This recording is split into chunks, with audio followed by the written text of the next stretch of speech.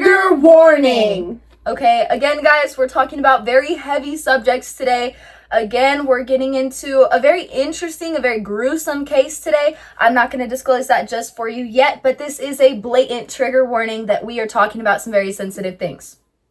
Also, before we get into this episode today, I want to take some time and mention the dear Tonia Miller that was unfortunately lynched in Miami on Juneteenth.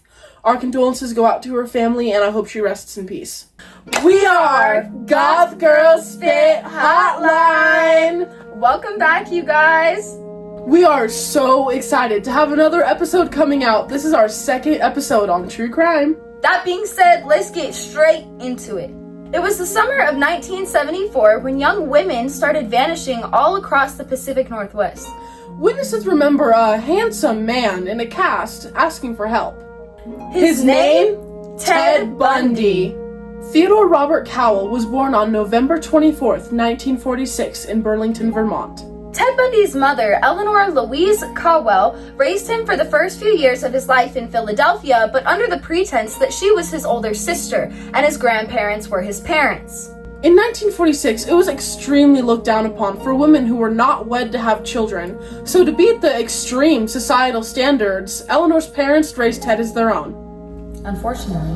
To this day, Ted Bundy's biological father is still unknown due to the young age that his mother was whenever she was pregnant. I don't know, Wendy. What do you say? Do you think somebody thinking that your mother is your sister would create a little bit of trust issues in somebody? Well, I mean, just as most disgustingly famous killers, Ted Bundy had a pretty odd childhood. Really? Well, yeah, Indy, he did surround his aunt with knives when he was a child. Wait, like full sacrifice style? Yes, and at the ripe age of 3? Okay, well, other than that, how did his family describe him as a kid?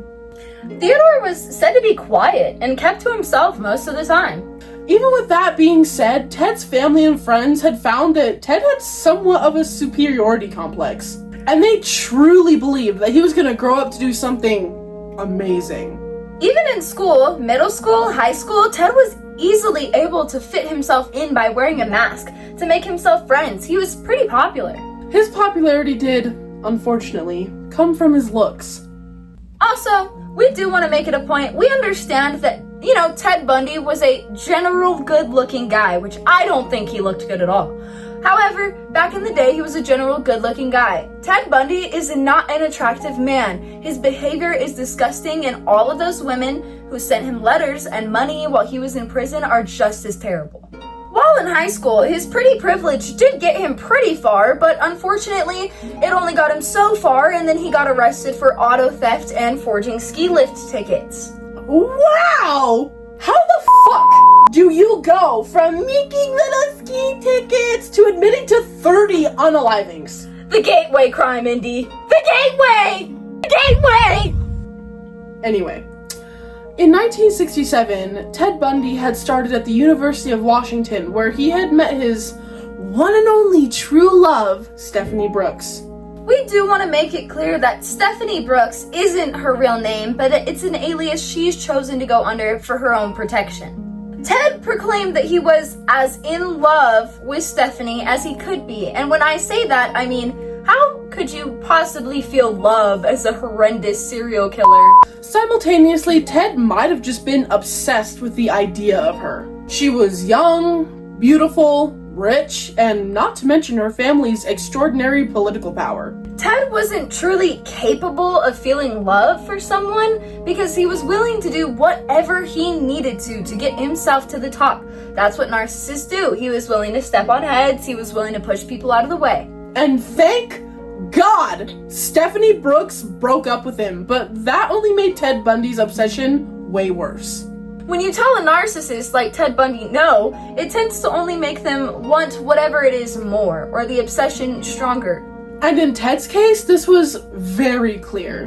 He spent a full 6 years trying to get Stephanie back. Wow. During this 6-year-long game attempt to get his one and only true love back, he met his better-known other half, Elizabeth Kendall. Bundy and Kendall met in October 1969 at a bar in Seattle, Washington. Elizabeth just so happened to be a 24-year-old young woman who was working at the University of Washington, where Ted Bundy was attending school at 22. They hit it off, and Elizabeth led Bundy back to her home, where everything was fine. Elizabeth did say she felt sick that night, so they had gone to bed quite early, but she woke up and Ted was actually making her daughter Molly pancakes. In later interviews, Elizabeth Kendall said, "I fell in love with him on the first day. He took my breath away." Well, later down the line, Elizabeth did catch Ted doing some weird things to both her and Molly. Ted was caught looking at Kendall under a blanket with a flashlight while she was sleeping, and eventually was caught doing the exact same thing to Kendall's daughter Molly. Ted Bundy would then proceed to play hide and seek with her daughter Molly, but while naked under a blanket and aroused. That's fucking disgusting. It gets worse. Unfortunately, because of Ted's harassment towards Molly, Molly quickly fell in love with Ted.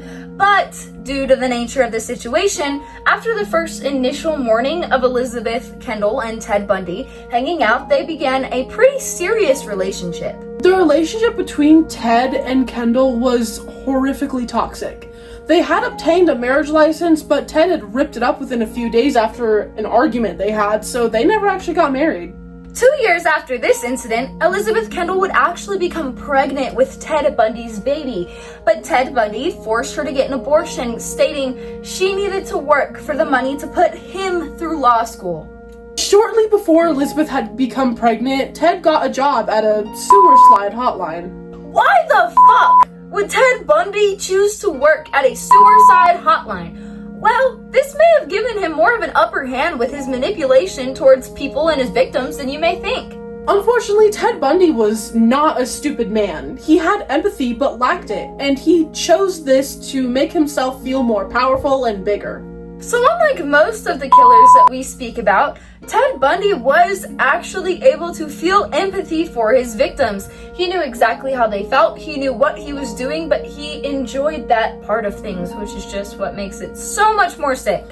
This really does set aside how different Ted Bundy was from so many other American serial killers.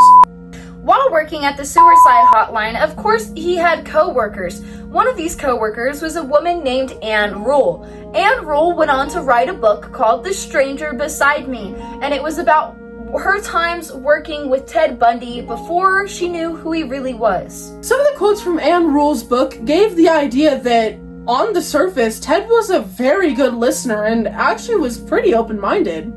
A quote from Anne Rule's book says, "The only clue I had was my dog, who liked everyone, didn't like Ted at all. Whenever he bent over my desk at the crisis clinic, the hackles on her neck stood up and she growled. The lesson is clear. Pay attention to your dog." Oh yeah, it's fuck anything my animal doesn't like. People, ghosts, That bitch of a neighbor? Yeah, fuck that bitch! Anyways.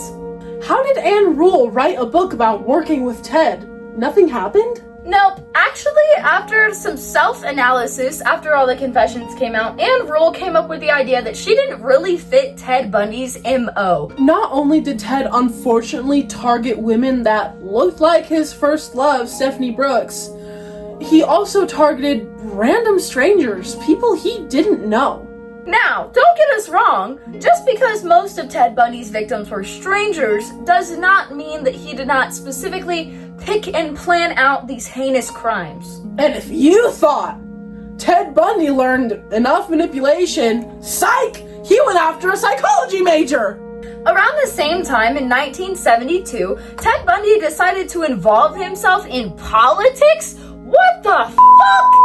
No. A narcissist for president. Oh, I've never heard of such a thing. Impeach Donald Trump. Whoa! Who said that? Whoa, that was crazy! Anyway, Ted Bundy's very short dip into politics was just for the long game. Involving himself in Dan Evans' re-election campaign, he posed as a college student. He shadowed the opponent of the governor so that he could get himself into the speeches. He told Dan exactly how to beat his opponent.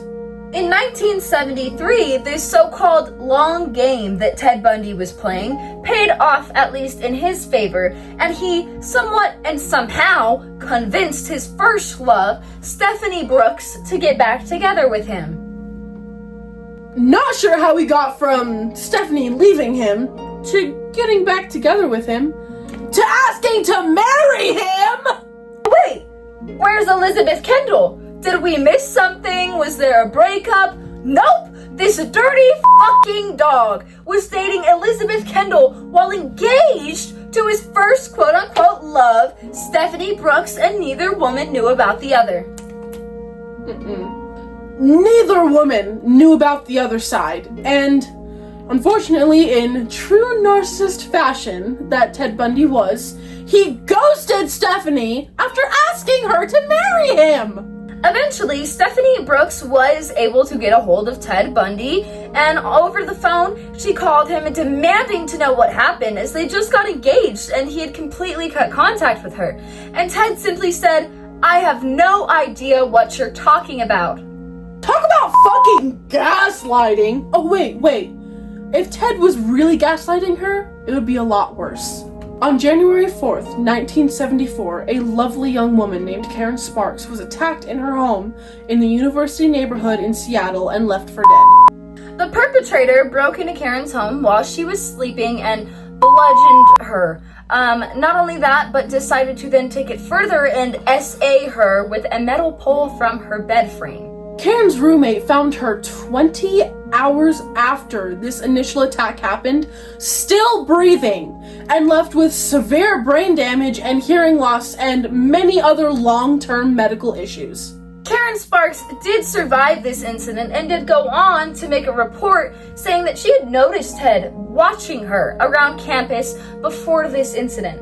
Only a month after the attack on Karen, Ted struck again. 21-year-old Linda Ann Healy was a very popular student at the university and worked as a local weather and ski reporter. In February of 1974, the police were called to follow up on a missing persons report to do with Linda. Well, when they arrived to her place of residence, they noticed some drops of blood, some other things, her items missing. Her backpack was gone. They also noticed a nightgown hanging in the closet with a ring of blood around the neck. 3 days after the attack on Linda, an unknown caller called the police station and said, quote, "Listen, and listen carefully. The man who attacked that woman on the 8th of last month and the man who took Linda Ann Healy was one of the same. He was outside both houses. He was seen." End quote. Unfortunately, after 14 long months of Linda's disappearance, her remains were found on Taylor Mountain, about an hour away from her home. Now, Taylor Mountain is a very important part of Ted Bundy's entire story. Taylor Mountain became a very big dumping grounds for all of his victims and his bodies. Ted Bundy would target women when they were stressed, so at that time, they were way more unsuspecting of what was to come. This is where Ted Bundy would actually up his manipulation game once again into faking injuries so that he could get young women to help him. At this time, Bundy was, yes, still dating Elizabeth, but Elizabeth made statements saying that Bundy's behavior started to change. He would leave for days on end, not contacting Elizabeth, making her think that she did something wrong, but just in the end to come back acting like nothing happened. While Elizabeth was concerned about Ted Bundy cheating and seeing other women, this is where Ted Bundy's Seattle, Washington killing spree began. In March of 1974, Donna Gail Manson was Bundy's next victim. She was a 19-year-old student at Evergreen College south of Seattle. Unfortunately, she would not be found. But in later confessions, Bundy had said that he had burned her remains in the fireplace of Elizabeth's home. Bundy then goes on to say, quote, "Out of all of the things I did to Liz, she's probably least likely to forgive me for this one," end quote. Bundy loved to pick up jobs that would just teach him a little bit more how to be a manipulator. So this time, he got a job at Washington State Emergency Services. This job actually led Ted Bundy to be able to keep track of every single missing report that came from Washington State. What Ted heard in these reports dictated what his next move was. Soon he started hearing calls about a man in a turtleneck and crutches, so he knew he had to start doing something different. His manipulation continued as far as convincing groups of young women that he was a police officer named Ted Roseland.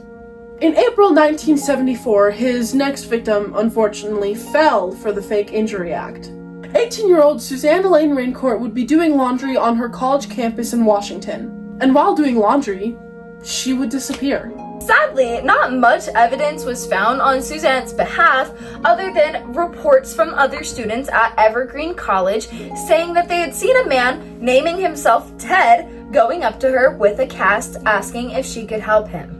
In May 1974, Roberta Kathleen Parks would disappear from her Oregon State University.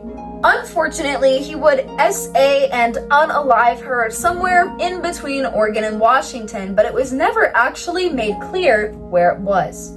Investigators would later find her remains on Taylor Mountain in Washington, where they found that he committed necrophilia on her dead body. In June, Bundy would actually claim 2 more victims, and this time only 10 days apart. On June 1st in 1974, he once again abducted another young woman named Brenda Ball in the town of Seattle, once again pretending to be handicapped for her to help him. Witnesses reported seeing Brenda with a man in a sling before her remains were later found on Taylor Mountain.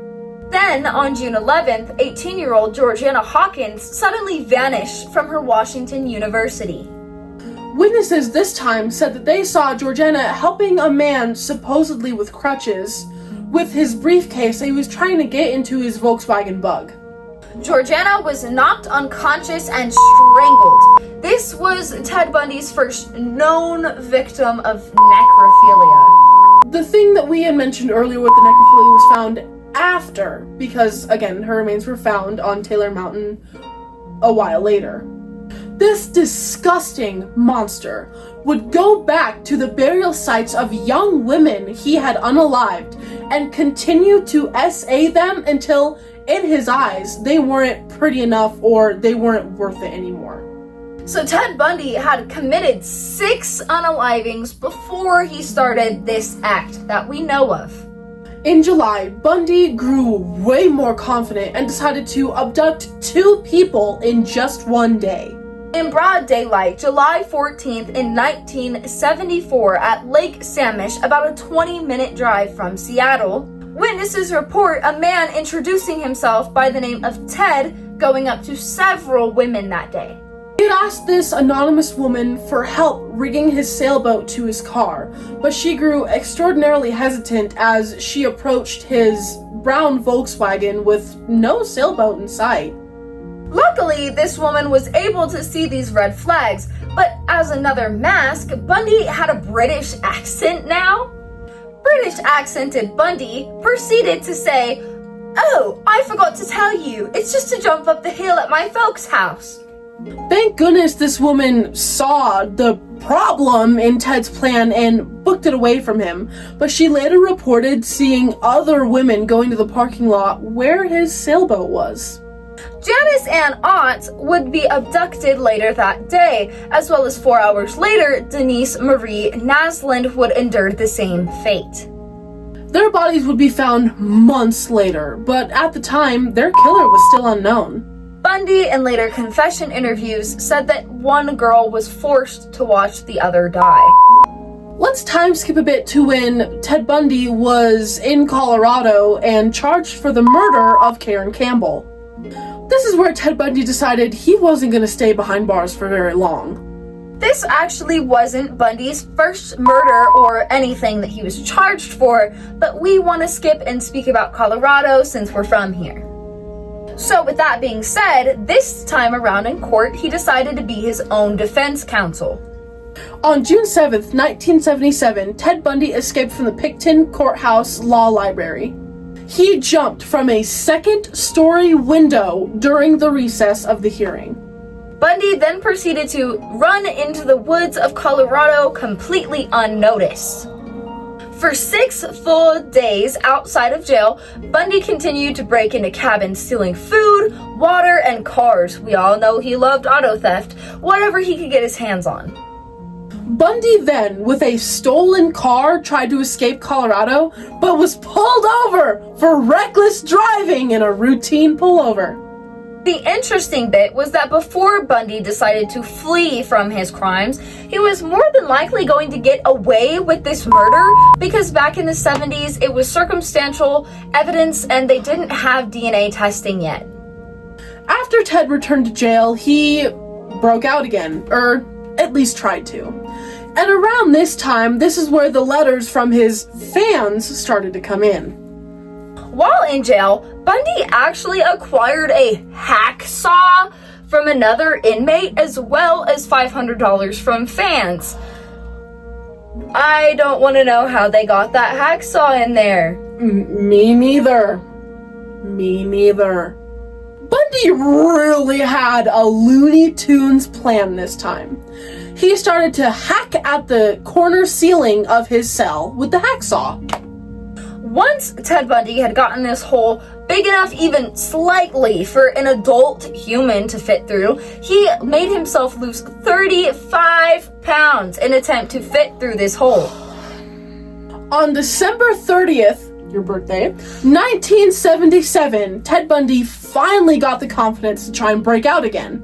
He proceeded to crawl through the hole in the ceiling to the chief jailer's office, where, coincidentally, the chief jailer was out with his girlfriend at the time, so he walked to freedom. With Ted being free once again, he stole yet another car and made his way to Chicago for a pit stop before stopping in Tallahassee, Florida.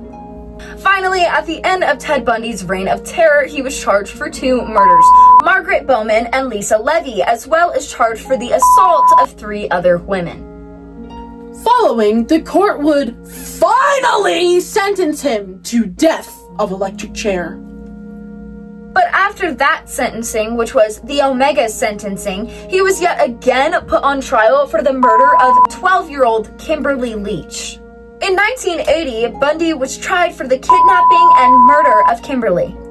Bundy was found guilty again in this very emotional case, and yet again was sentenced to yet another death sentence. During these trials, there was actually a woman/lover who moved closer to be with Ted during these trials. Carol Ann Boone believed Ted's innocence. What? Bundy would then propose, again, in the courtroom for the hearing of Kimberly Leach. In Florida at the time, a proposal in front of a judge was constituted as a legal marriage.